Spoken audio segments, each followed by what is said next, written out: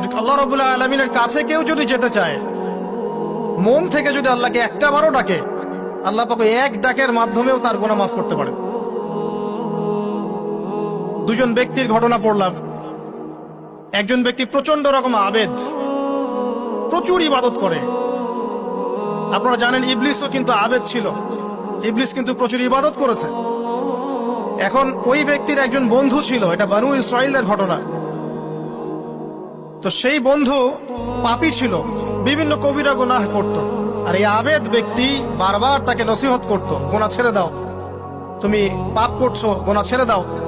তখন সেই ব্যক্তি যে পাপ করছে সে বলতো যে আল্লাহ কি তোমাকে আমার রক্ষক বানিয়েছেন?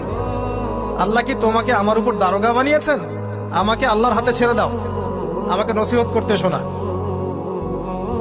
একদিন এই আবেদ ব্যক্তি তার বন্ধুকে একটা জঘন্য পাপ করতে দেখলো, এমন একটা পাপ যেটা দেখে তার মনে ধারণা আসলো এটা চরম জঘন্য একটা কাজ। তখন সে মুখ ফসকে বলে ফেললো যে আল্লাহ তোকে আর মাফ করবে না, আল্লাহ তোকে জান্নাত দিবে না।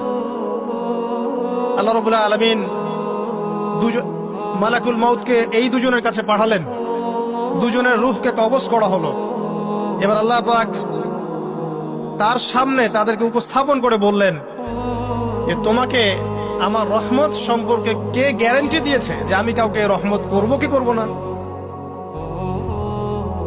যাও, আমি তোমাকে জাহান্নামে পাঠালাম, ওই ব্যক্তি যে আমার রহমত প্রত্যাশা করেছে আমি তাকে জান্নাত দিয়ে দিলাম। দেখুন, এই হাদিসটা শুনলে মনে হয় বাহ্যিক হয়তো